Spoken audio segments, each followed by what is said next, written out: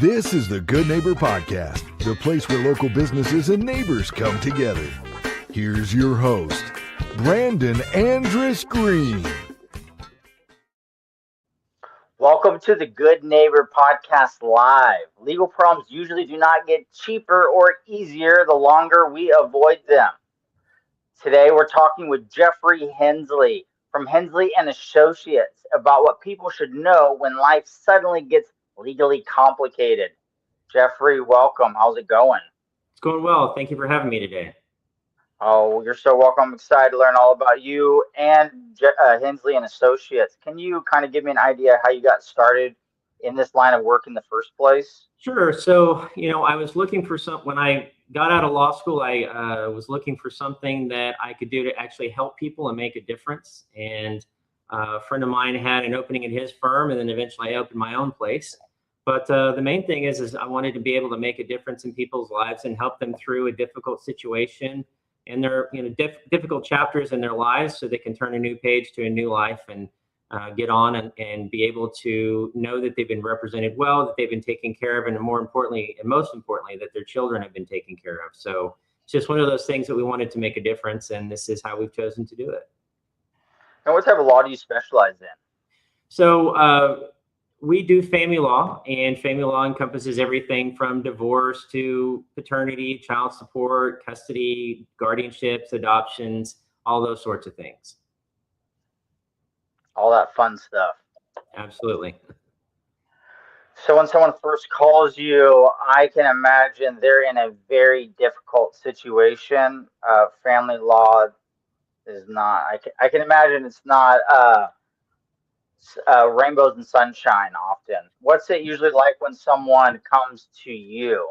Well, the first thing they want to know is what are their rights? What can they do? What can they not do? How they can protect their children, or how can they protect their assets? But they're nervous. They're worried. They've never been through the process. Typically, we do get some repeat people, obviously, that have been through divorces before. But the biggest thing I hear a lot is look, I've never been through this before. I don't know what to expect. I don't know what the laws are. I don't know what I can and can't do. I don't know what I'm entitled to under the law. So, the biggest thing we do, I think, in building a strategy in their case evaluation is education. Education is a big portion of what we do to educate them on how the law works, how our court system works. We find out what county they're from, so we can talk about their judges in those counties and how they handle cases, how other lawyers are involved in those kind of cases and whatnot. So it's, a big portion of what we do is education, because we want to make sure that people feel that A, all their questions have been answered, and B, that they're now more at ease as to what's going on because they've been educated on how things work. Do you find that sometimes people tend to wait too long to get legal help with certain things, especially related to, let's say, divorce or custody or all this family law stuff?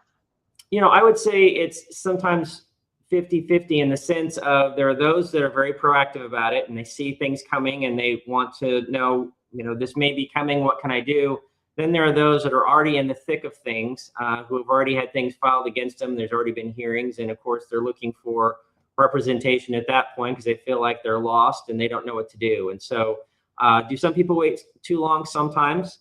That's not always the case, but there are those that do. And I don't think they do it intentionally. I think that they feel like the process is going to be something easy to handle. But it's one of those things that family law cases can be very, very complicated. They can be very law specific. And if you don't know procedure and how judges handle cases and what they expect, then it can be very difficult. If you're representing yourself in a case, the law says that you're going to be held to the exact same level and competence level of a practicing attorney who does this every day and may have done it for 20 years like me. So it's one of those things that you always want to seek help, simply because we know what's going on, we know how it works, and we can definitely help you. So for those that maybe have waited too long, or let's say they find themselves in a situation where everything's already gone sideways, what should they do before they accidentally make things worse? Well, again, they need to reach out and contact us and ask questions. I mean, if things have started to go sideways, there's a reason for that. Give me a call. Let's talk about it. Let's find out what's been going on. Let's look through the documents that have been filed and the court notes, and then find out exactly why it went sideways. I mean, again, a large portion of things is education. Let me educate you and help you understand what happened, and let's put together a game plan moving forward so that we can get things straightened out for you. Yeah, I know education can be difficult sometimes. Have you found that there are some common misconceptions in family law that people really need to be educated about? There really are, especially when it comes to paternity issues. For example, in the state of Oklahoma, since November 1st of 2011, the law has been that dads who have children out of wedlock have zero rights to their children until they file something with the state in a court proceeding. So what that means is that mom has sole custody until dad files and does something about it. The common misconception is, well, I'm on the birth certificate.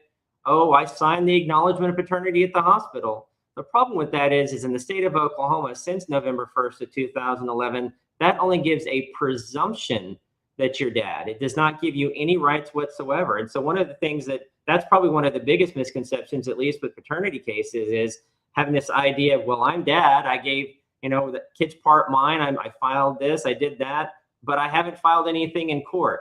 So the first part is educating. This is where you're at. This is why she's treating you the way she is and not allowing you to see your child, because the law allows her to do so. Let's figure out a game plan moving forward. So we can get you adjudicated as biological dad.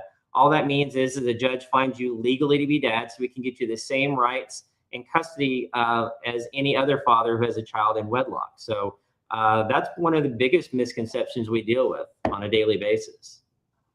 Is Oklahoma a decent state for fathers going through custody battles? They are. In fact, the laws have changed recently within the last 5 years. Oklahoma used to be very much a mother state. In fact, there was something we had 20, 30 years ago called the tender years doctrine that said that mothers should have custody of their children up until age 5, at least, as sole custody, because it's in the tender years and they need to be around mom. That is no longer the law and hasn't been for a long time. In fact, the law now, when it comes to divorces and paternities, the court has to start at 50-50 time in joint custody unless you can prove that one of the parents is unfit in some way. So the law has really changed in a good way, I think, for fathers such that they have the same rights as the mother does. And so we're no longer a state of dads are getting screwed. We don't have that. Our law has changed, and that's been a positive change that we've seen in the last 5 years. Yeah, that's great. I've appreciated that. And what's one thing, Jeffrey, you really want our listeners to remember before they find themselves in a difficult legal situation? And I know a common answer might be just to, call an attorney or hire an attorney, but sometimes that can feel like a huge ocean that you're having to fish in. How can you kind of help us?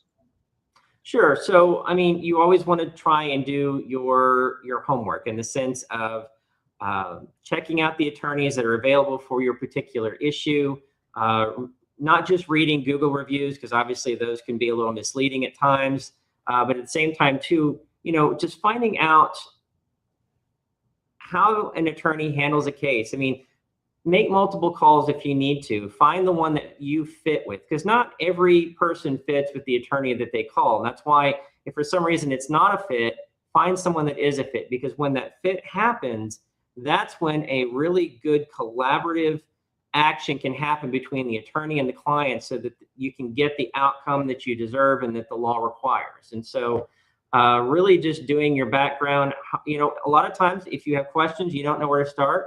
For example, here in Tulsa County, you can call the Tulsa County Bar Association.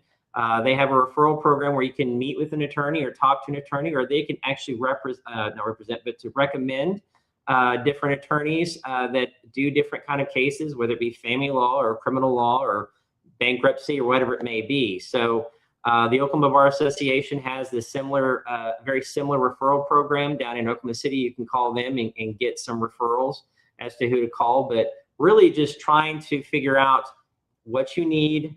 And more importantly, don't always believe everything that you read on the internet, meaning Don't believe everything ChatGPT tells you. Don't believe everything that AI tells you, because as great a tools as those are, it's still kind of in their early stages, and there's a lot of misinformation that happens from those. So, just really reach out to the bar associations, and they can really help guide you if needed.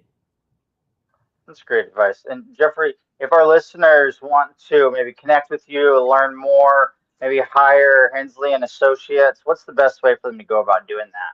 Sure. You can give us a call here at 918-398-5692, or if you go to hensleylegalservices.com, we have an intake form you can fill out, and we've got an intake specialist that will give you a call and set up a meeting or a phone call so that we can get you taken care of right away. Hey, Jeffrey, I so appreciate you taking the time to be on this show. I know you're a busy thanks man. for having me. I appreciate it.